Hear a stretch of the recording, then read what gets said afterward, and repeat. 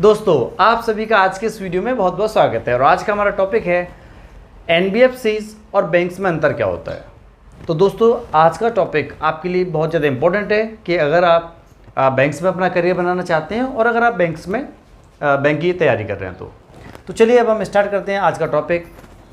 तो सबसे पहले मैं आपको बताना चाहूँगा, एनबीएफसी का फुल फॉर्म होता है नॉन बैंकिंग फाइनेंस कंपनी। और ये होती क्या है, इसमें अंतर क्या होता है, डिफरेंस क्या होता है, सारी चीज़ आज के वीडियो में हम चर्चा करने वाले हैं। तो दोस्तों, सबसे पहले मैं आपको एनबीएफसी के बारे में बताना चाहूँगा। एनबीएफसी जो होती हैं नॉन बैंकिंग फाइनेंस कंपनी, ये कंपनी अकाउंट ओपन नहीं कर सकती हैं।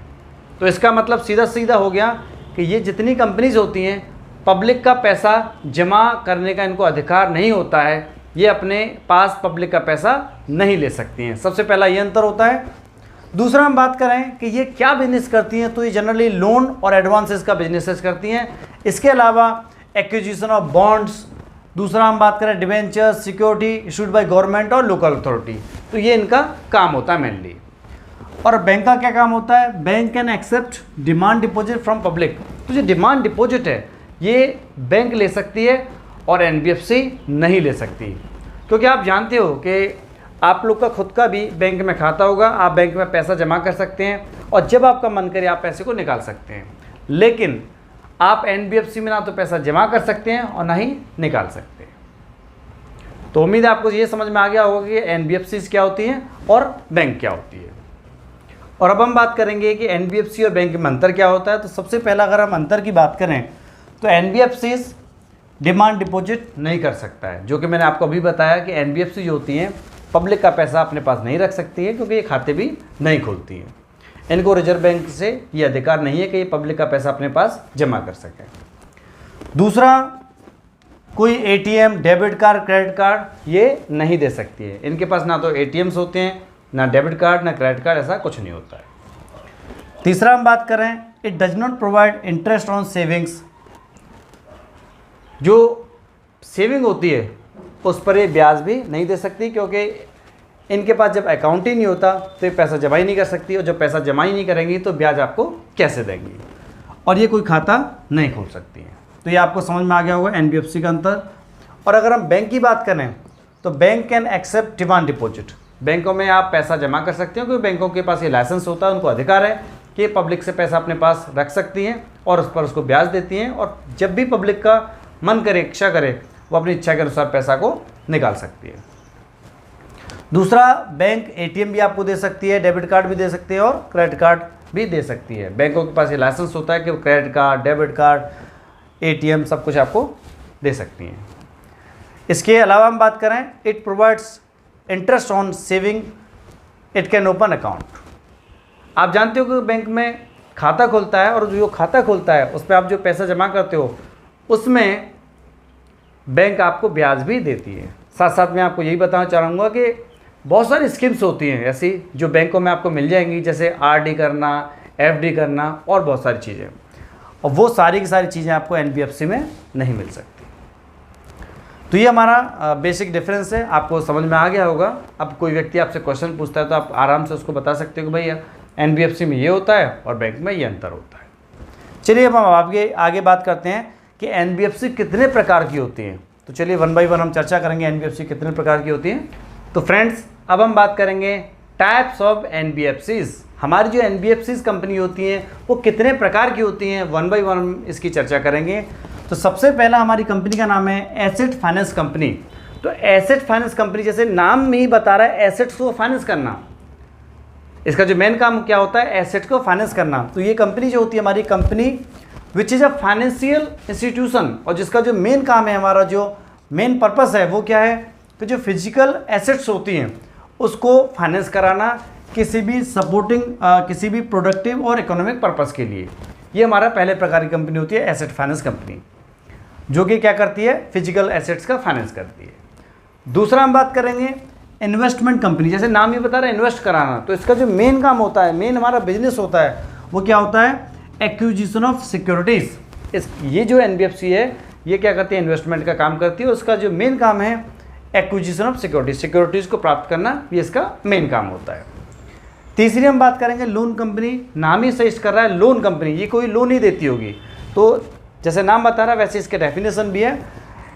एक कंपनी जो कि एक फाइनेंशियल इंस्टीट्यूशंस है और जो मेन काम है, जो उसको जिस काम में वो लगी हुई है, जिस काम में वो एंगेज्ड है, उसका मेन काम क्या है? Providing finance whether by making loans और एडवांस। ये फाइनेंस करती है लोन देकर, एडवांस देकर। तो उम्मीद है आपको समझ में आ गया होगा लोन कंपनी क्या होती है। अब हम आगे की कंपनियों के बारे में चर्चा करेंगे। तो फ्रेंड्स, ऐसी एनबीएफसी जो कि 100 करोड़ या 100 करोड़ से भी ज़्यादा पब्लिक फंड एक्सेप्ट कर रही है, साथ ही साथ वो शेयर्स और सिक्योरिटी के बिजनेस में है, और जिसमें 90% से ज़्यादा उसका जो इन्वेस्टमेंट है वो किस फॉर्म में होना चाहिए? Equity shares, preferences shares, debt और लोन्स इन ग्रुप कंपनीज होना चाहिए। तो उसको बोलते हैं हम systemically important core investment company. उम्मीद है आपको ये पॉइंट समझ में आ गया होगा। अब हम पढ़ेंगे छठा पॉइंट। इसके बाद हम बात करेंगे छठे प्रकार के टाइप्स के बारे में, जो कि है हमारा इंफ्रास्ट्रक्चर डेट फंड। अब ये होता क्या है? ऐसी कोई एनबीएफसी जो कि एक लॉन्ग टर्म का डेट प्रोवाइड करती है, मतलब कर्ज प्रोवाइड करती हो इंफ्रास्ट्रक्चर प्रोजेक्ट में। साथ ही साथ उसका जो रिसोर्सेज रेज होता है वो कैसे होना चाहिए? इशू ऑफ रुपी या फिर डॉलर डिनोमिनेटेड बॉन्ड्स में कम से कम 5 साल के लिए।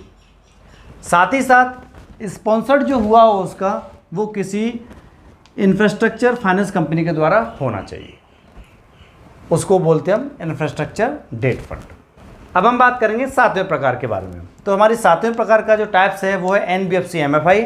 और ये एनबीएफसी एमएफआई क्या होती है कि it is a non deposit NBFC, जिसका 85% जो एसेट्स है वो क्वालिफाइंग एसेट्स होता है। क्वालिफाइंग एसेट्स जैसे property, plant, equipment, investment property या कोई इंटेंजिबल प्रॉपर्टी, जिसे विच सेटिस्फाई वेरियस क्राइटेरिया, जिसको एक क्राइटेरिया भी सेटिस्फाई करना पड़ेगा। जैसे कि जिसका जो लोन है पहली साइकिल में वो 50,000 से ज़्यादा नहीं होना चाहिए, और दूसरा 1 लाख से ज़्यादा नहीं होना चाहिए।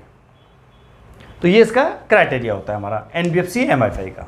अब हम बात करेंगे 8वें नंबर के टाइप्स के बारे में, जो कि है एनबीएफसी फैक्टर्स। एनबीएफसी फैक्टर्स ये एक नॉन डिपॉजिट एनबीएफसी होती है, जिसका जो मेन काम है, जो मेन पर्पस है वो होता है फैक्टरिंग बिजनेस, जिसमें इसका जो फाइनेंशियल एसेट्स होता है वो फैक्टरिंग बिजनेस में कम से कम 50% टोटल एसेट्स का होना चाहिए। उम्मीद है आपको समझ में आ गया होगा। अब हम बात करेंगे अगला टाइप। तो हमारा अगला टाइप है मोर्गेज गारंटी कंपनीज। ये मोर्गेज गारंटी कंपनीज क्या होती हैं कि जिसका 90% जो हिस्सा है कम से कम वो मोर्गेज में लगा रहता है। ये मोर्गेज क्या होती हैं कि जैसे कोई प्रॉपर्टी, घर, मकान या कोई और प्रॉपर्टी जिसको गिरवी रखकर लोन दिया जाता है बिजनेस करने के लिए। तो इसका जो मैक्सिमम काम है वो यही होता है। इसके बाद हम लास्ट बात करेंगे एनबीएफसी एनओएफएससी।